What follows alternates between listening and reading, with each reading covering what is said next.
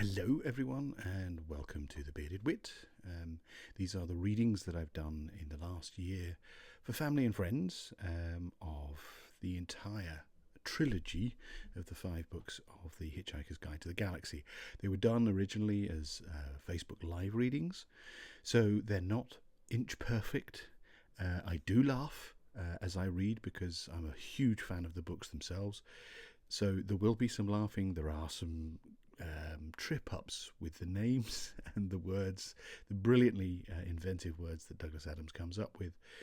But they're done as a gift from me to you for everyone to listen to. So you can also find these on podcast versions. They're all over the podcast sphere, wherever you like to get your podcasts, whether it's on Spotify or Apple Podcasts or Google Podcasts or wherever, Stitcher, TuneIn, Deezer, whatever. So you can download them as well. And I would ask if you have the goodness in your heart to support what I'm doing, not only with this work and the other stuff that I'm recording, but also with the Rats in the Walls podcast, which is another one that's actually about ghosts and ghouls and gothic horror and stuff. It would really be great if you would be able to support me. Obviously, share, subscribe, like, distribute everything that you can with this stuff. But also, it would be fabulous if you could go to patreon.com/thebeardedwit and sign up to become a patron of The Bearded Wit. The more the merrier, the more I'm able to concentrate on doing this rather than having to do other work. And it would just mean the world to me to have you along for the ride on this. I appreciate your being here. I appreciate your support and enjoy the readings. Enough of that. Let's start with the episodes. Bye. Chapter 8. The Hitchhiker's Guide to the Galaxy is a wholly remarkable book. It has been compiled and recompiled many times over many years and under many different editorships. It contains contributions from countless numbers of travellers and researchers. The introduction starts like this. Space, it says, is big. Really big. You just won't believe how vastly, hugely, mind-bogglingly big it is. I mean, you may think that it's a long way down the road to the chemist, but that's just peanuts to space. Listen, and so on. After a while, the style settles down a bit and it begins to tell you things that you really need to know, like the fact that the fabulously beautiful planet of Beth-Selemin is now so worried about the cumulative erosion by 10 billion visiting tourists a year that any net imbalance between the amount you eat and the amount you excrete whilst on the planet is surgically removed from your body weight when you leave. So, every time you go to the lavatory there, it is vitally important to get a receipt. To be fair, though, when confronted by the sheer enormity of the distances between the stars, better minds than the one responsible for the guide's introduction have faltered. Some invite you to consider for a moment a peanut in Reading and a small walnut in Johannesburg, and other such dizzying concepts. The simple truth is that interstellar distances will not fit into the human imagination. Even light, which travels so fast that it takes most races thousands of years to realize that it travels at all, takes time to journey between the stars. It takes 8 minutes to journey from the star Sol to the place where the Earth used to be, and 4 more years to arrive at Sol's nearest stellar neighbour, Alpha Proxima. For light to reach the other side of the galaxy, for it to reach Damagran, for instance, takes rather longer. 500,000 years. For the record, for hitchhiking this distance is just under 5 years, but you don't get to see much along the way. The Hitchhiker's Guide to the Galaxy says that if you hold a lungful of air, you can survive in the total vacuum of space for about 30 seconds. However, it does go on to say that with the space being the mind-boggling size it is, the chances of getting picked up by another ship within those 30 seconds are 2 to the power of 276,709 to 1 against. By a totally staggering coincidence, that is also the telephone number of an Islington flat where Arthur once went to a very good party and met a very nice girl whom he totally failed to get off with. She went off with a gatecrasher. Though the planet Earth, the Islington flat, and the telephone have all now been demolished, it is comforting to reflect that they are all in some small way commemorated by the fact that 29 seconds later, Ford and Arthur were rescued. 9. A computer chattered to itself in alarm as it noticed an airlock open and close itself for no apparent reason. This was because reason was in fact out to lunch. A hole had just appeared in the galaxy. It was exactly a nothingth of a second long, a nothingth of an inch wide, and quite a lot of millions of light years from end to end. As it closed up, lots of paper hats and party balloons fell out of it and drifted off through the universe. A team of 7 3-foot-high market analysts fell out of it and died, partly of asphyxiation, partly of surprise. 239,000 lightly fried eggs fell out of it too, materializing in a large wobbly heap on the famine-struck land of Pogril in the Pansel system. The whole Pogril tribe had died out from famine, except for one last man, who died of cholesterol poisoning some weeks later. The nothingth of a second for which the whole existed reverberated backwards and forwards through time in a most improbable fashion. Somewhere in the deeply remote past, it seriously traumatized a small random group of atoms drifting through the empty sterility of space and made them cling together in the most extraordinarily unlikely patterns. These patterns quickly learnt to copy themselves. This was part of what was so extraordinary about the patterns, and went on to cause massive trouble on every planet they drifted onto. That was how life began in the universe. 5 wild event maelstroms swirled in vicious storms of unreason and spewed up a pavement. On the pavement lay Ford Prefect and Arthur Dent, gulping like half-spent fish. "There you are," gasped Ford, scrabbling for a finger-hold on the pavement as it raced through the third reach of the unknown. "I told you I'd think of something." "Oh, sure," said Arthur, "sure."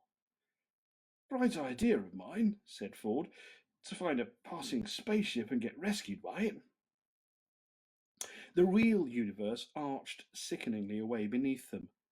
Various pretend ones flitted silently by, like mountain goats. Primal light exploded, splattering space-time as with gobbets of junket. Time blossomed, and matter shrank away. The highest prime number coalesced quietly in a corner and hid itself away forever. "Oh, come off it," said Arthur. "The chances against it were astronomical." "Don't knock it. It worked," said Ford. "What sort of ship are we in?"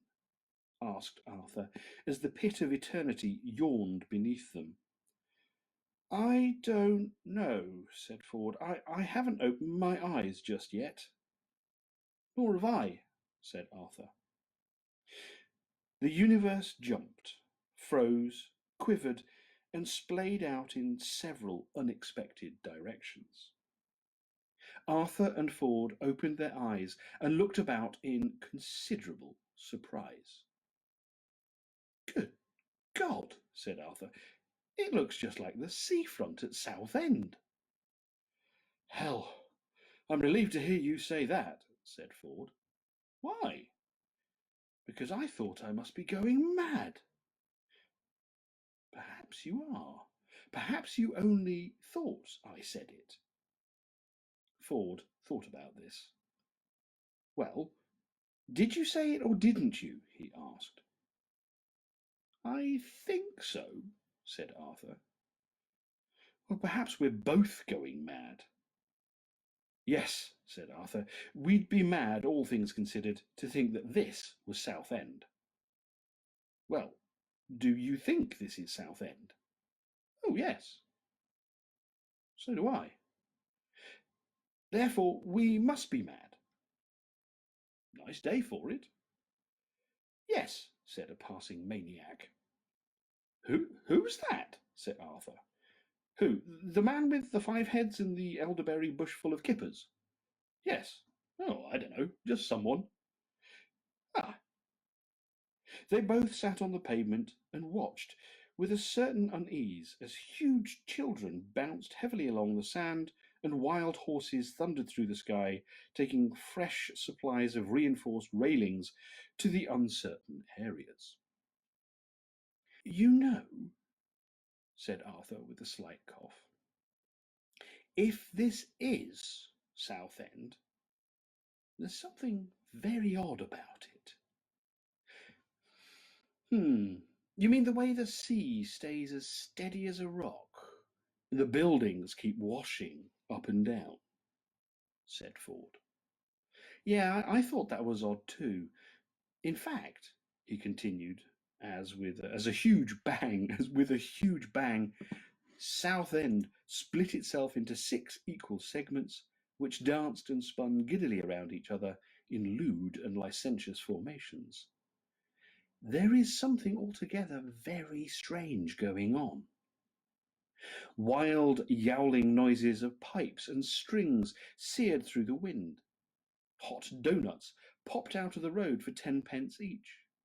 Horrid fish stormed out of the sky, and Arthur and Ford decided to make a run for it. They plunged through heavy walls of sound, mountains of archaic thought, valleys of mood music, bad shoe sessions, and footling bats, and suddenly they heard a girl's voice. It sounded quite a sensible voice, but it just said, 2 to the power of 100,000 to 1 against, and falling, and that was all. Ford skidded down a beam of light and spun around, trying to find a source for the voice, but could see nothing he could seriously believe in. What was that voice? Shouted Arthur. I don't know, yelled Ford. I don't know. It sounded like a measurement of probability. Probability? What do you mean? Probability. You know, like 2 to 1, 3 to 1, 5 to 4 against. It said 2 to the power of 100,000 to 1 against.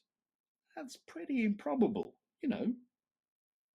A 1,000,000-gallon vat of custard upended itself over them without warning. But what does it mean? Cried Arthur. What, the custard? No, the measurement of improbability. I don't know. I don't know at all. I think we're on some kind of spaceship. I can only assume, said Arthur, that this is not the first-class compartment.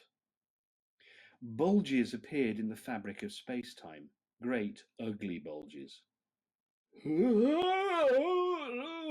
said Arthur, as he felt his body softening and bending in unusual directions. Southend seems to be melting away.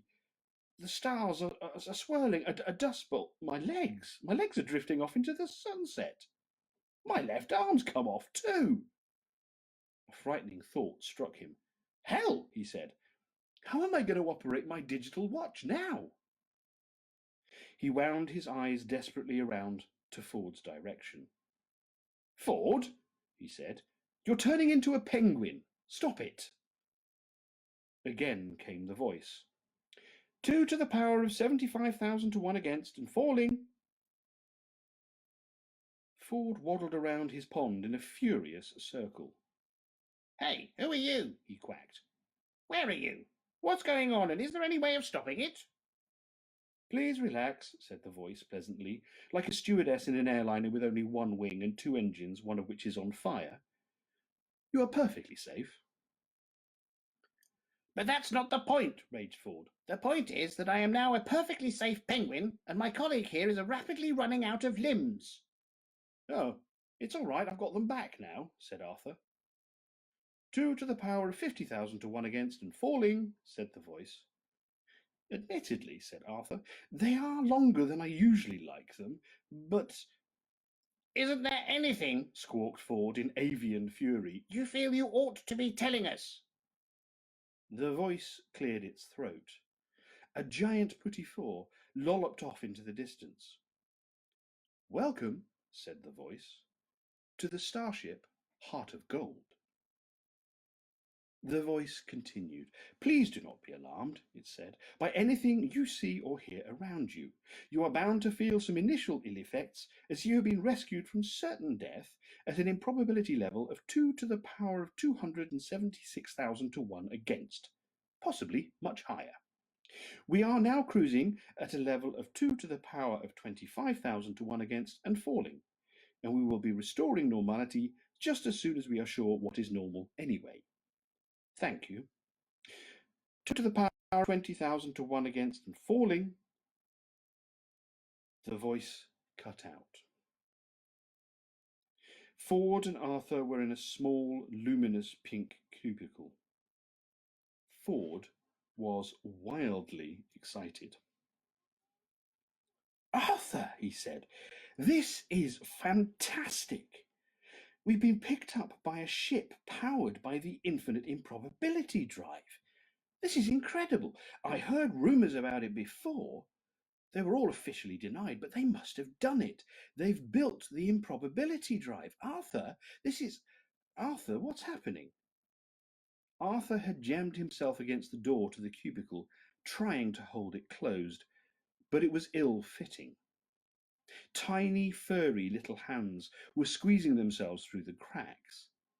Their fingers were ink-stained, and tiny voices chattered insanely. Arthur looked up. Ford, he said, there's an infinite number of monkeys outside who want to talk to us about this script for Hamlet they've worked out. 10. The infinite improbability drive is a wonderful new method of crossing vast interstellar distances in a mere nothingth of a second, without all that tedious mucking about in hyperspace. It was discovered by a lucky chance, and then developed into a governable form of propulsion by the Galactic Government's research team on Damagram. This, briefly, is the story of its discovery.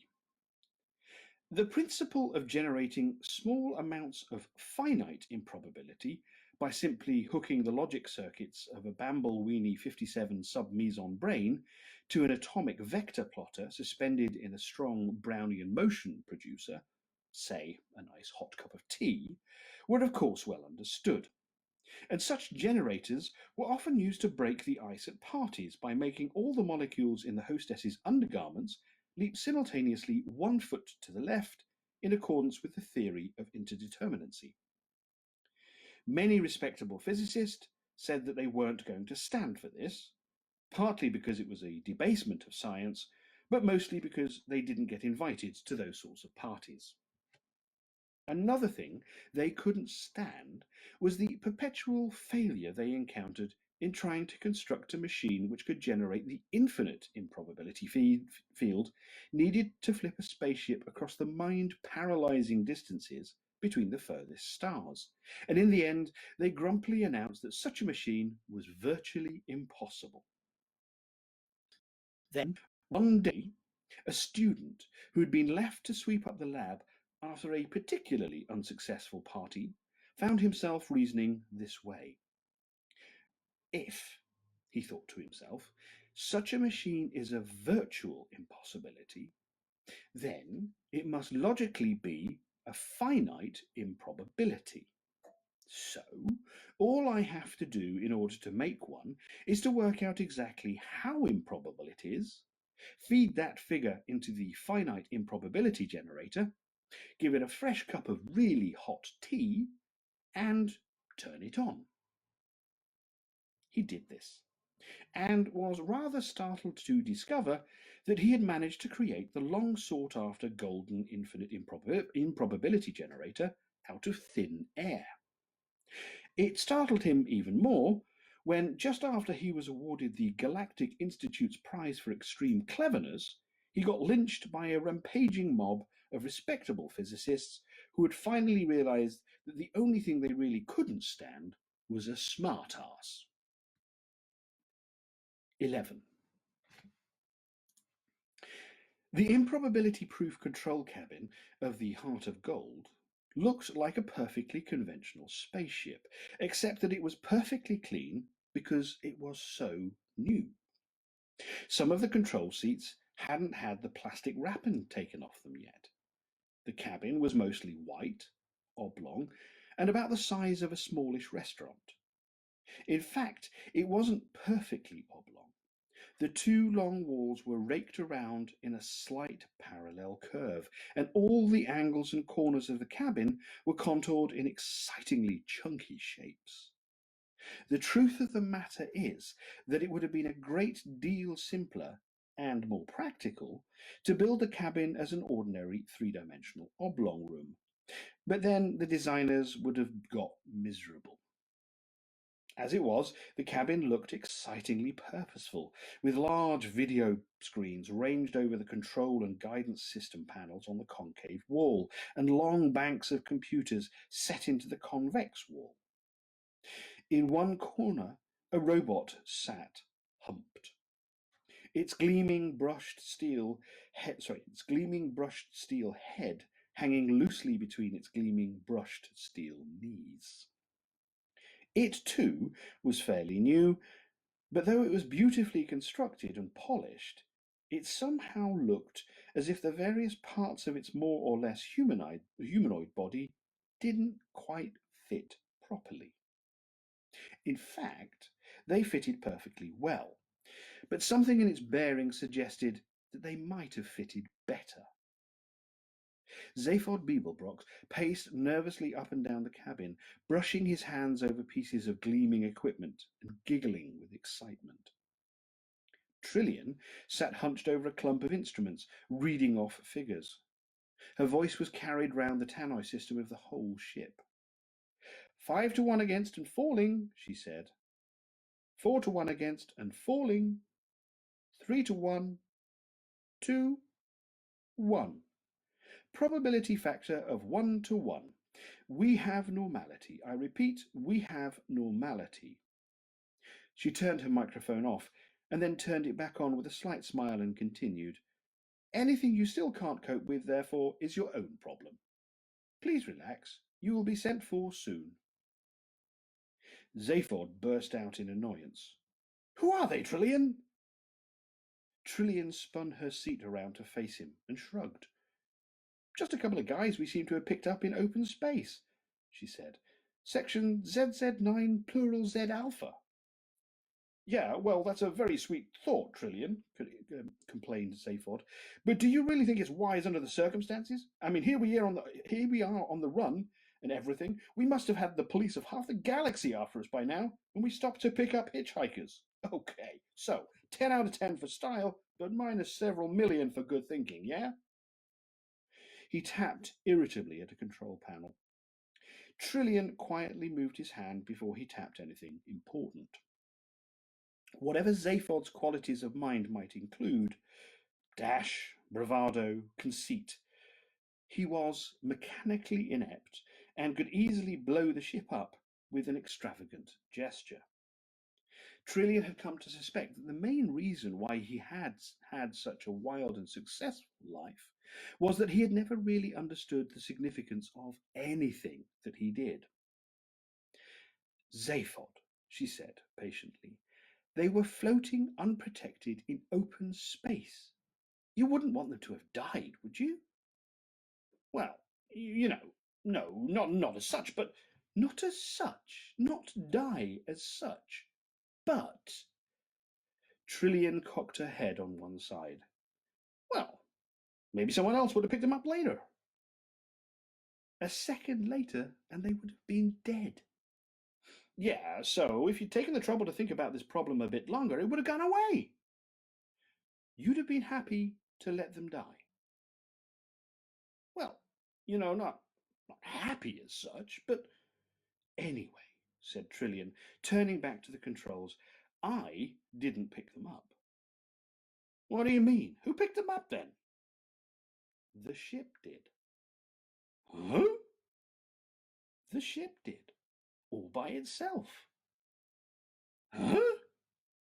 Whilst we were in improbability drive. But that's incredible. No, Zaphod, just very, very improbable. Yeah.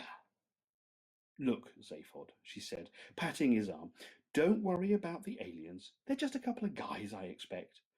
I'll send the robot down to get them and bring them up here. Hey, Marvin! In the corner, the robot's head swung up sharply, but then wobbled about imperceptibly. It pulled itself up to its feet as if, excuse me, it pulled itself up to its feet as if it was about 5 pounds heavier than it actually was, and made what an outside observer would have thought was an heroic effort to cross the room. It stopped in front of Trillian and seemed to stare through her left shoulder. I think you ought to know I'm feeling very depressed, it said. Its voice was low and hopeless. Oh, God, muttered Zaphod and slumped into a seat. Well, said Trillian in a bright, compassionate tone, here's something to occupy you and keep your mind off things. It won't work, droned Marvin. I have an exceptionally large mind. Marvin, warned Trillian. All right, said Marvin. What do you want me to do? Go down to number 2 entry bay and bring the 2 aliens up here under surveillance. With a microsecond pause and a finely calculated micromodulation of pitch and timbre, nothing you could actually take offence at, Marvin managed to convey his utter contempt and horror of all things human. Just that, he said. Yes, said Trillian firmly. I won't enjoy it, said Marvin. Zaphod leapt out of his seat. She's not asking you to enjoy it, he shouted. Just do it, will you? All right, said Marvin, like the tolling of a great cracked bell. I'll do it. Good, snapped Zaphod. Great, thank you. Marvin turned and lifted his flat-topped triangular red eyes up towards him. I'm not getting you down at all, am I?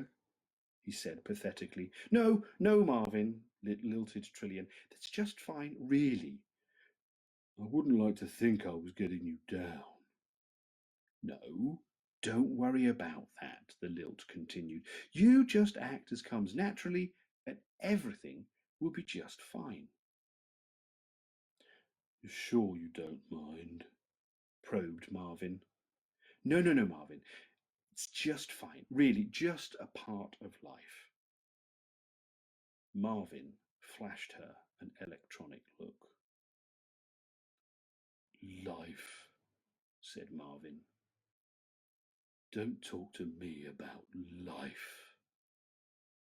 He turned hopelessly on his heel and lugged himself out of the cabin. With a satisfied hum and a click, the door closed behind him. I don't think I can stand that robot much longer, Zaphod, growled Trillian. The Encyclopedia Galactica defines a robot as a mechanical apparatus designed to do the work of man. The marketing division of the Sirius Cybernetics Corporation defines a robot as "you're a plastic pal who's fun to be with." The Hitchhiker's Guide to the Galaxy defines the marketing division of the Sirius Cybernetics Corporation as "a bunch of mindless jerks will be the first against the wall when the revolution comes," with a footnote to the effect that the editors would welcome applications from anyone interested in taking over the post of robotics correspondent. Curiously enough, an edition of the Encyclopaedia Galactica that had the good fortune to fall through a time warp from 1,000 years in the future defined the marketing division of the Sirius Cybernetics Corporation as a bunch of mindless jerks who were the first against the wall when the revolution came. The pink cubicle had winked out of existence. The monkeys had slunk away to a better dimension. Ford and Arthur found themselves in the embarkation area of the ship. It was rather smart. "I think this ship's brand new," said Ford. "How can you tell?" asked Arthur. "Have you got some exotic device for measuring the age of metal?" "No, I just found this sales brochure lying on the floor. It's a lot of the universe can be yours stuff." "Ah, look, I was right." Ford jabbed at one of the pages and showed it to Arthur. It says, "Sensational new breakthrough in improbability physics. As soon as the ship's drive reaches infinite improbability, it passes through every point in the universe. Be the envy of other major governments." Wow, this is big league stuff. Ford hunted excitedly through the technical aspects of the ship, occasionally gasping with astonishment at what he read. Clearly, galactic astrotechnology had moved ahead during the years of his exile. Arthur listened for a short while, but being unable to understand the vast majority of what Ford was saying, he began to let his mind wander. Trailing his fingers along the edge of an incomprehensible computer bank, he reached out and pressed an invitingly large red button on a nearby panel. The panel lit up with the words, "Please do not press this button again." He shook himself. "Listen," said Ford, who was still engrossed in the sales brochure. "They make a big thing of the ship's cybernetics. A new generation of Sirius Cybernetics Corporation robots and computers with new GPP feature." "GPP feature?" said Arthur. "What's that?" "Oh, it says genuine people personalities." "Ooh," said Arthur. "Sounds ghastly." A voice behind him said, "It is." The voice was so low and hopeless and accompanied by a slight clanking sound. They spun around and saw an abject steel man standing hunched in the doorway. "What?" they said. "Ghastly," continued Marvin. "It all is. Absolutely ghastly. Just don't even talk about it. Look at this door," he said, stepping through it. The irony circuits cut into his voice modulator as he mimicked the style of the sales brochure. "All the doors in this spaceship have a cheerful and sunny disposition. It is their pleasure to open for you, and their satisfaction to close again with the knowledge of a job well done." As the door closed behind them, it became apparent that it did indeed have a satisfied sigh-like quality to it. It said. Marvin regarded it with cold, long loathing, whilst his logic circuits chattered with disgust and tinkered with the concept of directing physical violence against it. Further circuits cut in, saying, "Why bother? What's the point? Nothing worth getting involved in." Further circuits amused themselves by analysing the molecular components of the door and of the humanoid's brain cells. For a quick encore, they measured the level of hydrogen emissions in the surrounding cubic parsec of space, and then shut down again in utter boredom. A spasm of despair shook the robot's body as he turned. "Come on," he droned. "I've been ordered to take you down to the bridge. Here I am, brain the size of a planet, and they ask me to take you down to the bridge. Call that job satisfaction? Because I don't." He turned and walked back to the hated door. Excuse me, said Ford, following after him. Which government owns this ship? Marvin ignored him. You watch this door, he muttered. It's about to open again. I can tell by the intolerable air of smugness it suddenly generates. With an ingratiating little whine, the door slid open again, and Marvin stomped through. Come on, he said. The others followed quickly, and the door slid back into place with pleased little clicks and whirs. Thank you, the marketing division of the Sirius Cybernetics Corporation, said Marvin, and trudged desolately up the gleaming curved corridor that stretched out before them. Let's build robots with genuine people personalities, they said. So they tried it out with me. I'm a personality prototype. You can tell, can't you? Ford and Arthur muttered embarrassed little disclaimers. I hate that door, continued Marvin. I'm not getting you down at all, am I? Which government? Started Ford again. No government owns it, snapped the robot. It's been stolen. Stolen? Stolen? Mimicked Marvin. Who by? Asked Ford. Zaphod Beeblebrox. Something extraordinary happened to Ford's face. At least 5 entirely separate and distinct expressions of shock and amazement piled upon it in a jumbled mess. His left leg, which was in mid-stride, seemed to have difficulty in finding the floor again. He stared at the robot and tried to entangle some dartoid muscles. Zaphod Beeblebrox, he said weakly. Sorry, did I say something wrong? Said Marvin, dragging himself on regardless.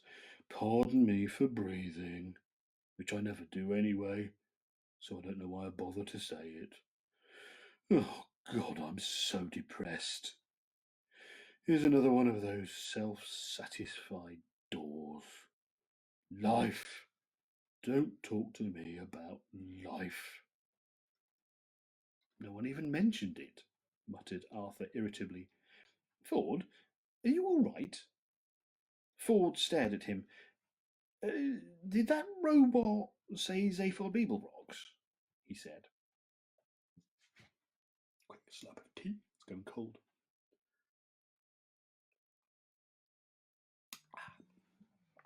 12. A loud clatter of gunk music flooded through the heart of Gold Cabin as Zaphod searched the sub-ether radio wave bands for news of himself. The machine was rather difficult to operate. For years, radios had been operated by means of pressing buttons and turning dials. Then, as the technology became more sophisticated, the controls were made touch-sensitive. You merely had to brush the panels with your fingers. And now all you had to do was wave your hand in the general direction of the components and hope. It saved a lot of muscle expenditure, of course, but meant that you had to sit infuriatingly still if you wanted to keep listening to the same program. Zaphod waved a hand and the channel switched again. More gunk music, but this time it was a background to a news announcement. The news was always heavily edited to fit the rhythms of the music. And news reports brought to you here on the sub-ether waveband, broadcasting around the galaxy around the clock, squawked a voice. And we'll be saying a big hello to all intelligent life forms everywhere. And to everyone else out there, the secret is to bang the rocks together, guys. And of course, the big news story tonight is the sensational theft of the new improbability drive prototype ship by none other than Galactical President Zaphod Beeblebrox. The question everyone's asking is, has the big Z finally flipped? Beeblebrox, the man who invented the Pangalactic Goggle Blaster, Ex-confidence trickster once described by eccentric Columbits as the best bang since the big one, and recently voted the worst dressed sentient being in the whole known universe for the 7th time. Has he got an answer this time? We asked his private brain case specialist, Gag Hellfront. The music swirled and dived for a moment. Another voice broke in, presumably Halfront. He said, "Well, Zaphod's just this guy, you know," but got no further because Kent flew across the cabin and threw the radios through the radios on off sensitive airspace. Zaphod turned and glared at Trillian. She had thrown the pencil. "Hey," he said, "what did you do that for?" Trillian was tapping her finger on a screen full of figures. "I've just thought of something," she said. "Yeah? Worth interrupting a news bulletin about me for?" "You hear enough about yourself as it is." "I'm very insecure, we know that." "Can we drop your ego for a moment? This is important." "If there's anything more important than my ego around here, I want it caught and shut now." Zaphod glared at her again, then laughed. "Listen," she said, "we picked up these couple of guys." "What couple of guys?" "The couple of guys we picked up." "Oh, yeah," said Zaphod, "those couple of guys. We picked them up in sector ZZ9, plural Z Alpha." "Yeah," said Zaphod and blinked. Trillian said quietly, "Does that mean anything to you?" Said Zaphod. ZZ9, plural Z Alpha. ZZ9, plural Z Alpha. "Well," said Trillian. What does the Z mean?" said Zaphod. "Which one? Anyone?" One of the major difficulties Trillian experienced in her relationship with Zaphod was learning to distinguish between him pretending to be stupid just to get people off their guard, and pretending to be stupid because he couldn't be bothered to think and wanted someone else to do it for him, pretending to be outrageously stupid to hide the fact that he actually didn't understand what was going on, and really being genuinely stupid. He was renowned for being amazingly clever, and quite clearly was so, but not all the time, which obviously worried him, hence the act. He preferred people to be puzzled rather than contemptuous. This, above all, appeared to Trillian to be genuinely stupid, but she could no longer be bothered to argue about it. She sighed and punched up a star map on the Visi screen so that she could make it simple for him, whatever his reasons for wanting it to be that way. "There," she pointed, "right there." "Hey, yeah," said Zaphod. "Well," she said. "Well, what?" Parts of the inside of her head screamed at other parts of the inside of her head. She said, very calmly, "It's the same sector you originally picked me up in." He looked at her and then looked back at the screen. "Hey, yeah," he said. "Now, that is wild. We should have zapped into the middle of the Horsehead Nebula. How did we come to be there? I mean, that's nowhere." She ignored this. "Improbability drive," she said patiently. "You explained it to me yourself. We pass through every point in the universe. You know that." "Yeah, but that's some wild coincidence, isn't it?" "Yeah."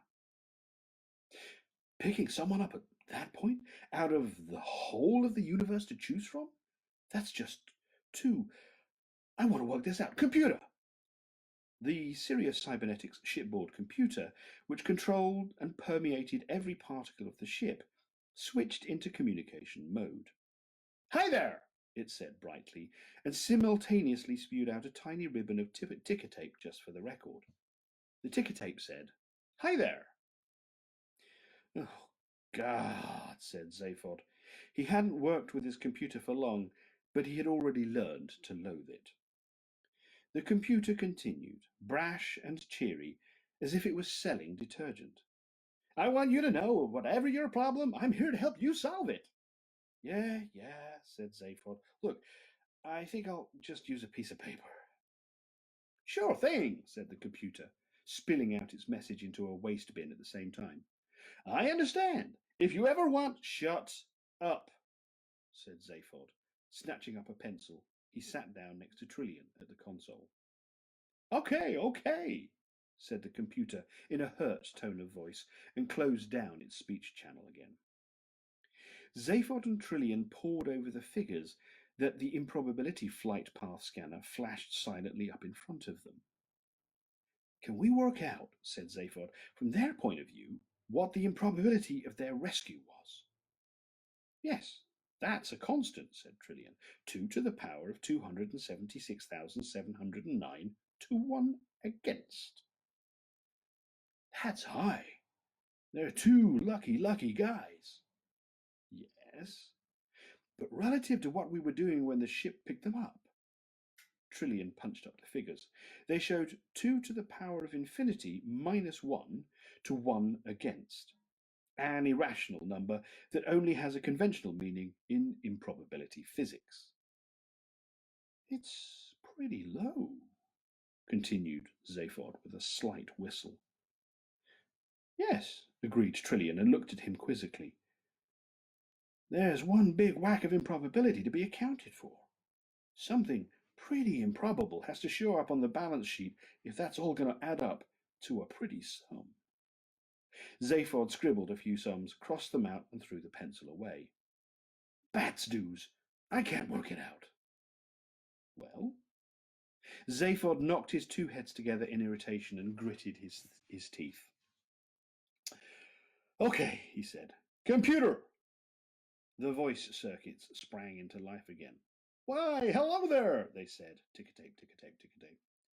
All I want to do is make your day nicer and nicer and nicer and nicer. Well, shut up and work something out for me. Sure thing, chattered the computer.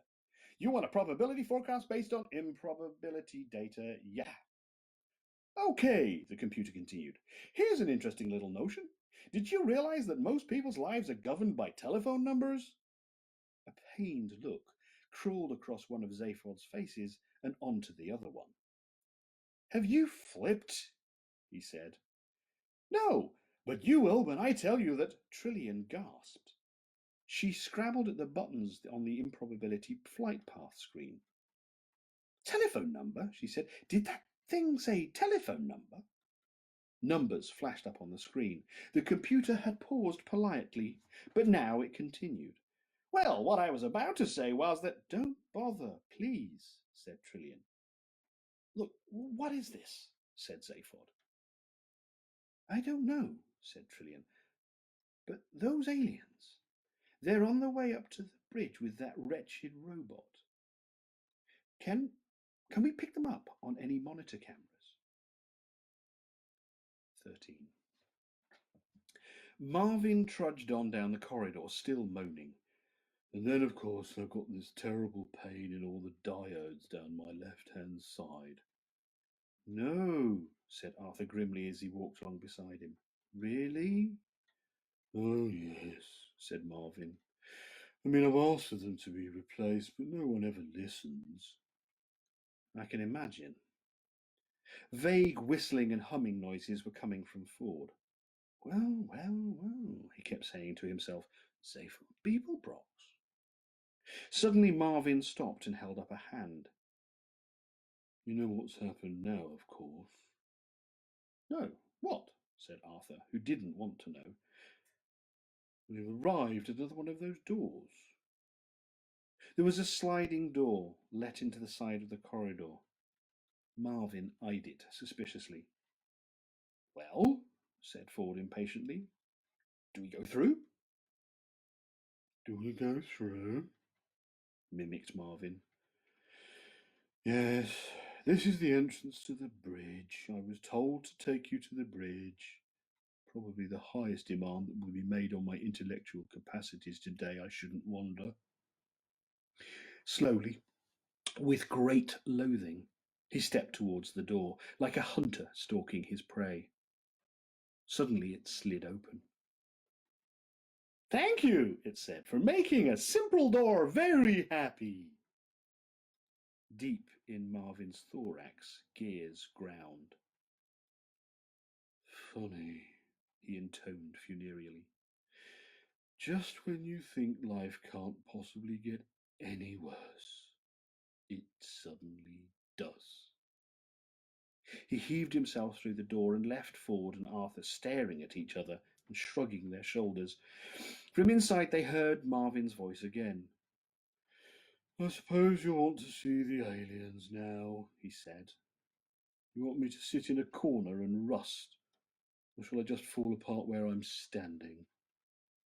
Yeah, just throw 'em in. Show 'em in, would you, Marvin? Came another voice.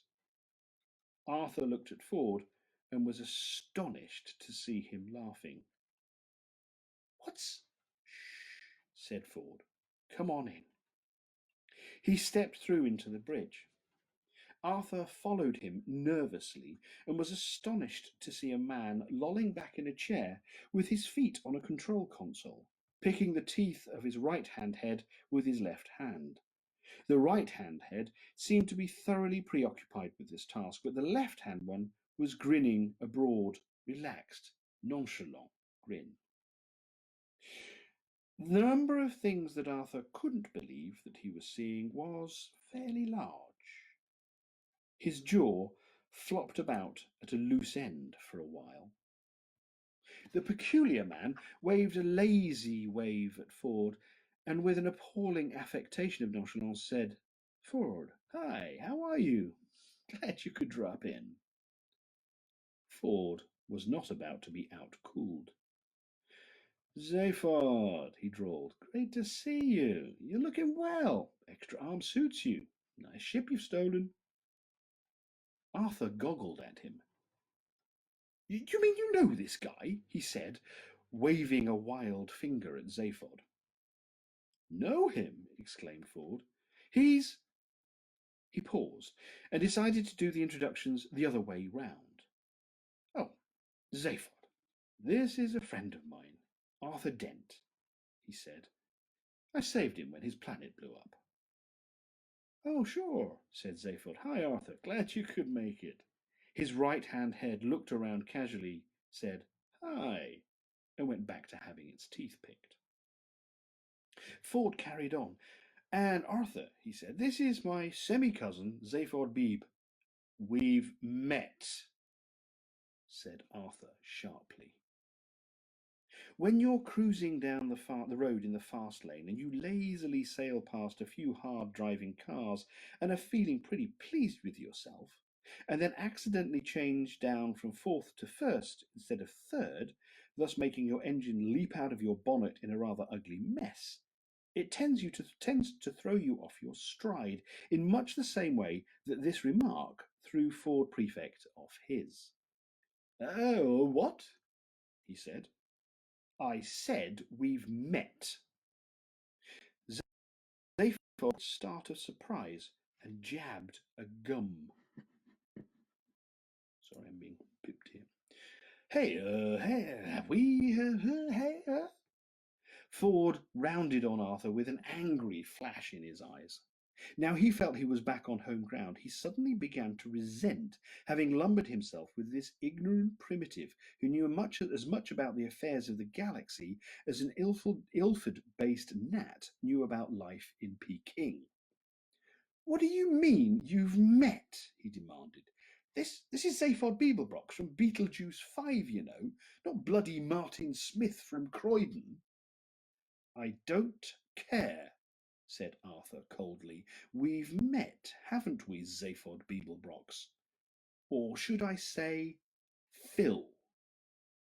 What? Shouted Ford. You'll have to remind me, said Ford. I have a terrible memory for species. It was at a party, pursued Arthur. Yeah, well, I doubt that, said Zaphod. Cool it, will you, Arthur? Demanded Ford.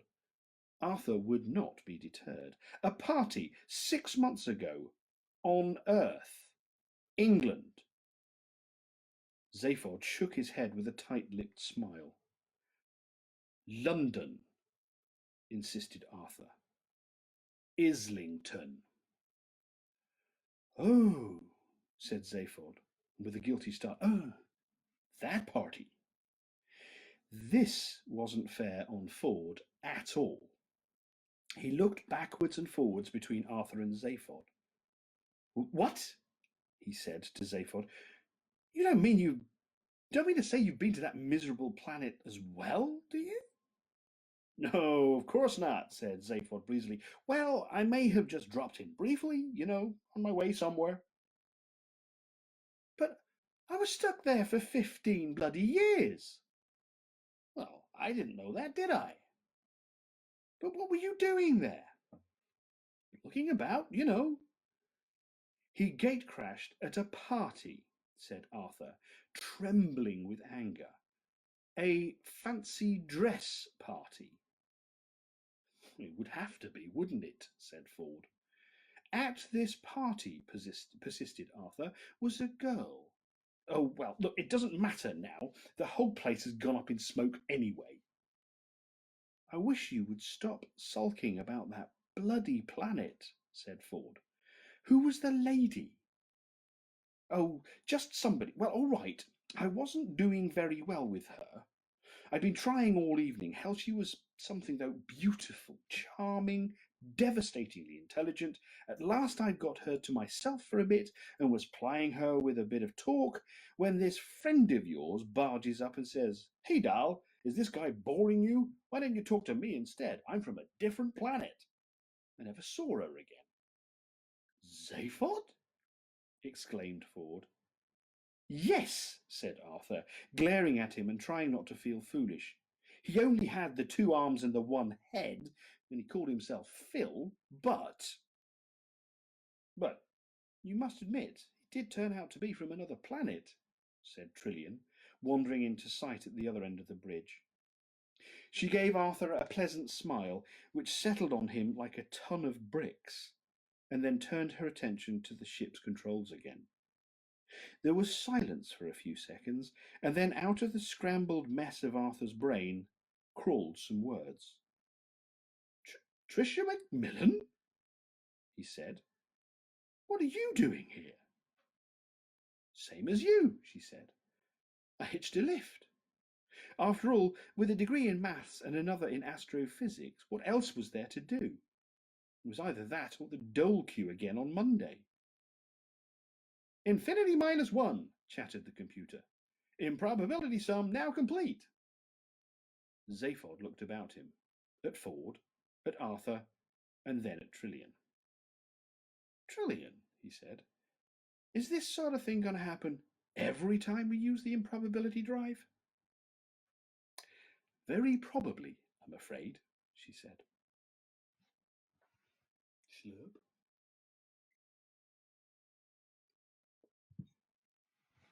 "14. The Heart of Gold fled on silently through the night of space, now on a conventional photon drive. Its crew of 4 were ill at ease knowing that they had been brought together not of their own volition or by simple coincidence, but by some curious perversion of physics, as if relationships between people were susceptible to the same laws that governed the relationships between atoms and molecules. As the ship's artificial night closed in, they were each grateful to retire to separate cabins and to try and rationalize their thoughts. Trillian couldn't sleep. She sat on a couch and stared at a small cage which contained her last and only links with Earth, 2 white mice that she had insisted Zaphod let her bring. She had expected never to see the planet again, but she was disturbed by her negative reaction to the news of the planet's destruction. It seemed remote and unreal, and she could find no thoughts to think about it. She watched the mice scurrying round the cage and running furiously in their little plastic treadwheels until they occupied her whole attention. Suddenly she shook herself and went back onto the bridge to watch over the tiny flashing lights and figures that charted the ship's progress through the void. She wished she knew what it was that she was trying not to think about. Zaphod couldn't sleep. He also wished he knew what it was that he couldn't let himself think about. For as long as he could remember, he'd suffered from a vague, nagging feeling of not being all there. Most of the time, he was able to put this thought aside and not worry about it, but it had been reawakened by the sudden, inexplicable arrival of Ford Prefect and Arthur Dent. Somehow, it seemed to conform to a pattern that he couldn't see. Ford couldn't sleep. He was too excited about being back on the road again. 15 years of virtual imprisonment were over, just as he was finally beginning to give up hope. Knocking about with Zaphod for a bit promised to be a lot of fun, though there seemed to be something fatally odd about his semi-cousin that he couldn't put his finger on. The fact that he had become president of the galaxy was, frankly, astonishing, as was the manner of his leaving the post. Was there a reason behind it? There would be no point in asking Zaphod. He never appeared to have a reason for anything he did at all. He had turned unfathomability into an art form. He attacked everything in life with a mixture of extraordinary genius and naive incompetence, and it was often difficult to tell which was which. Arthur slept. He was terribly tired. There was a tap at Zaphod's door. It slid open. Zaphod? Yeah? Trillian stood outlined in the oval of light. I think we just found what you came to look for. Hey, yeah?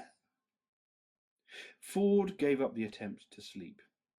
In the corner of his cabin was a small computer screen and keyboard.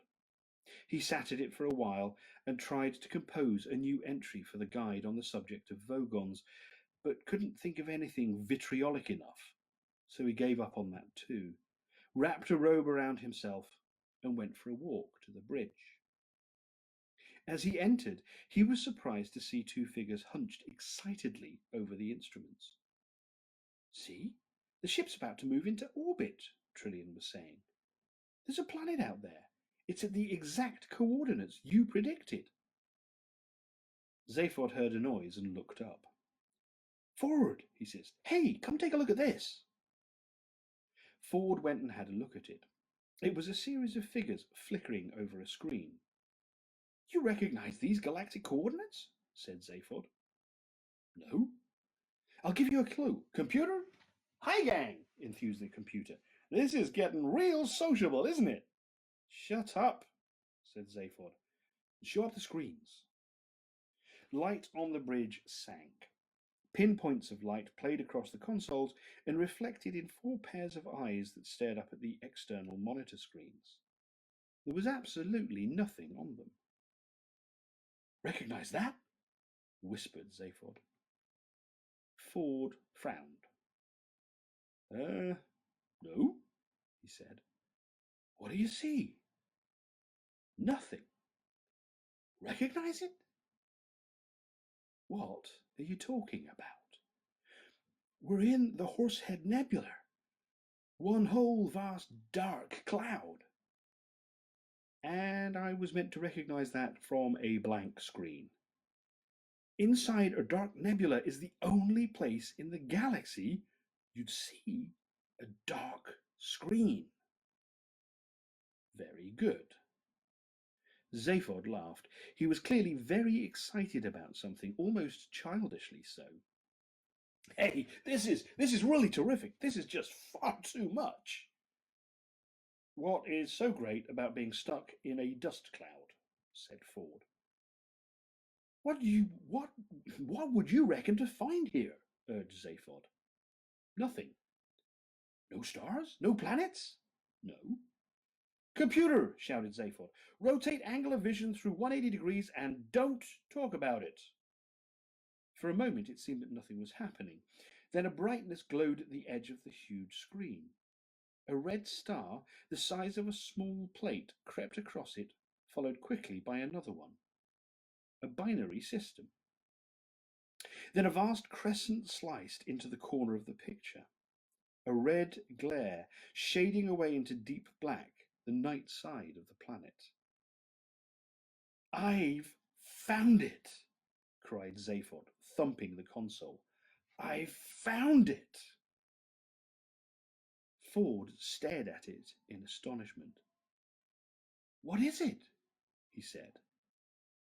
That, said Zaphod, is the most improbable planet that ever existed. 15.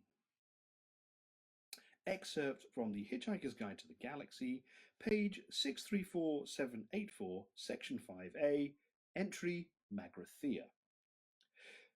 Far back in the ancient mists of time, in the great and glorious days of the former galactic empire, life was wild, rich, and largely tax-free. Mighty starships plied their way between exotic suns, seeking adventure and reward amongst the furthest galaxies of galactic space. In those days, spirits were brave and stakes were high. Men were real men, women were real women, and small furry creatures from Alpha Centauri were real small furry creatures from Alpha Centauri. And all dared to brave unknown terrors, to do mighty deeds, to boldly split infinitives that no man had split before. And thus was the empire forged. Many men, of course, became extremely rich, but this was perfectly natural and nothing to be ashamed of, because no one was really poor, at least no one worth speaking of. And of all the richest and most successful merchants' life, and for all the richest and most successful merchants' life inevitably became rather dull and niggly, and they began to imagine that this was therefore the fault of the worlds they'd settled on. None of them was entirely satisfactory. Either the climate wasn't quite right in the later part of the afternoon, or the day was half an hour too long, or the sea was exactly the wrong shade of pink. And thus were created the conditions for a staggering new form of specialist industry: custom-made luxury planet building. The home of this industry was the planet Magrathea, where hyperspatial engineers sucked matter through white holes in space to form it into dream planets.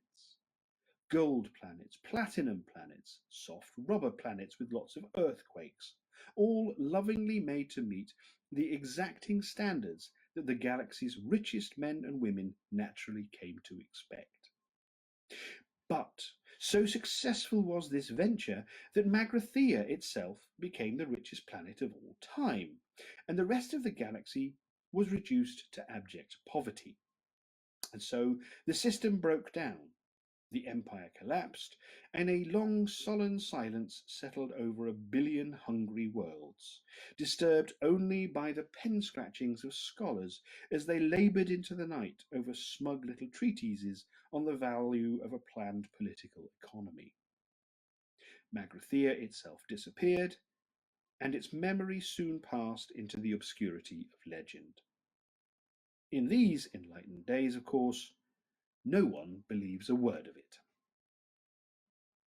60. Arthur awoke to the sound of argument and went to the bridge. Ford was waving his arms about. You're crazy, Zaphod, he was saying. Magrathea is a myth, a fairy story. It's what parents tell their kids about at night if they want them to grow up to become economists. And that is exactly what we're currently in orbit about, insisted Zaphod. Look, I can't help what you may personally be in orbit around, said Ford, but this ship. Computer, shouted Zaphod. Oh no. Hi there! This is Eddie, your ship guard board computer. And I'm feeling just great, guys. And I know I'm just going to get a bundle of kicks out of any program you care to run through me. Arthur looked inquiringly at Trillian. She motioned him to come in, but to keep quiet. Computer, said Zaphod, tell us again what our current, present trajectory is. A real pleasure, fella, it burbled. We are currently in orbit at an altitude of 300 miles around the legendary planet of Magrathea. Proving nothing, said Ford. I wouldn't trust that computer to speak my weight. I can do that for you for sure, enthused the computer, punching out more ticker tape. I can even work out your personality problems to 10 decimal places if it'll help. Trillian interrupted. Zaphod, she said, any minute now we will be swinging round to the daylight side of this planet, adding, whatever it turns out to be. Hey, what do you mean by that? The planet's where I predicted it would be, isn't it? Yes, I know there's a planet there. I'm not arguing with anyone. It's just that I wouldn't know Magrathea from any other lump of cold rock. Dawn's coming up if you want it. Okay, muttered Zaphod. Let's at least give our eyes a good time. Computer, hi there! What can I just shut up and give us a view of the planet again? A dark, featureless mass once more filled the screens, the planet rolling away beneath them. They watched for a moment in silence, but Zaphod was fidgety with excitement. We are now traversing the night side, he said in a hushed voice. The planet rolled on. The surface of the planet is now 300 miles beneath us, he continued. He was trying to restore a sense of occasion to what he felt should have been a great moment. Magrathea. He was piqued by Ford's sceptical reaction. Magrathea. In a few seconds, he continued, we should see there. The moment carried itself. Even the most seasoned star tramp can't help but shiver at the spectacular drama of a sunrise seen from space. But a binary sunrise is one of the marvels of the galaxy. Out of the utter blackness stabbed a sudden point of blinding light. It crept up by slight degrees and spread sideways in a thin crescent blade, and within seconds 2 suns were visible, furnaces of light, searing the black edge of the horizon with white fire. Fierce shafts of colour streaked through the thin atmosphere beneath them. The fires of dawn, breathed Zaphod. The twin sons of Sulianis and Ram. Or whatever, said Ford quietly. Sulianis and Ram, insisted Zaphod. The suns blazed into the pitch of space, and a low, ghostly music floated through the bridge. Marvin was humming ironically, because he hated humans so much. As Ford gazed at the spectacle of light before them, excitement burnt inside him. But only the excitement of seeing a strange new planet. It was enough for him to see it as it was. It faintly irritated him that Zaphod had to impose some ludicrous fantasy onto the scene to make it work for him. All this Magrathea nonsense just seemed juvenile. Isn't it enough to see that a garden is beautiful without having to believe that there are fairies at the bottom of it too? All this Magrathea business seemed totally incomprehensible to Arthur. He edged up to Trillian and asked her what was going on. I only know what Zaphod's told me, she whispered. Apparently Magrathea is some kind of legend from way back which no one seriously believes in, a bit like Atlantis on Earth, except that the legends say that Magratheans used to manufacture planets. Arthur blinked at the screens and felt he was really missing something important. Suddenly, he realized what it was. Is there any tea on this spaceship? He asked. More of the planet was unfolding beneath them as the heart of gold streaked along its orbital path. The suns now stood high in the black sky, the pyrotechnics of dawn were over, and the surface of the planet appeared bleak and forbidding in the common light of day. Grey, dusty, and only dimly contured. It looked dead and cold as a crypt. From time to time, promising features would appear on the distant horizon. Ravines, maybe mountains, maybe even cities. But as they approached, the lines would soften and blur into anonymity, and nothing would transpire. The planet's surface was blurred by time, by the slow movement of the thin, stagnant air that had crept across it for century upon century. Clearly, it was very, very old. A moment of doubt came to Ford as he watched the grey landscape move beneath them. The immensity of time worried him. He could feel it as a presence. He cleared his throat. Well, even supposing it is. It is, said Zaphod.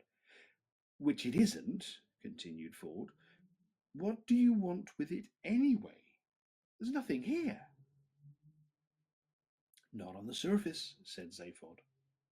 All right, just supposing there's something. I take it you're not here for the sheer industrial archaeology of it all. What are you after? One of Zaphod's heads looked away. The other one looked round to see what the first was looking at, but it wasn't looking at anything very much. Well, said Zaphod airily, it's partly the curiosity, partly a sense of adventure, but mostly I think it's the fame and the money. Ford glanced at him sharply. He got a very strong impression that Zaphod hadn't the faintest idea why he was there at all. You know, I don't like the look of that planet at all, said Trillian, shivering. Ah, take no notice, said Zaphod. With half the wealth of the former Galactic Empire stored in it somewhere, it can afford to look frumpy. Bullshit, thought Ford. Even supposing this was the home of some ancient civilization now gone to dust, even supposing a number of exceedingly unlikely things, there was no way that vast treasures of wealth were going to be stored there in any form that would still have any meaning now. He shrugged. I think it's just a dead planet, he said. The suspense is killing me, said Arthur testily. Stress and nervous tension are now serious social problems in all parts of the galaxy, and it is in order that this situation should not be in any way exacerbated that the following facts will now be revealed in advance. The planet in question is, in fact, the legendary Magrathea. The deadly missile attack, shortly to be launched by an ancient automatic defense system, will result merely in the breakage of 3 coffee cups and a mouse cage, the bruising of somebody's upper arm, and the untimely creation and sudden demise of a bowl of petunias and an innocent sperm whale. In order that some sense of mystery should still be preserved, no revelation will yet be made concerning whose upper arm sustains the bruise. This fact may safely be made. This fact may safely be made the subject of suspense, since it is of no significance whatsoever. It's now 10:20. I think that's quite a good spot to stop for the evening. So I will say thank you very much all, once again, for coming and listening. We have a lot of ground to cover yet, so it might be 2 more days or maybe next week when we actually finish this. But we'll carry on tomorrow, see where we get to, and then decide together perhaps where we go from there. But thank you very much for listening again this evening, everyone, and I will see you same time, same place tomorrow. Thank you. Always remember where your towel is. Be a hoopy frood.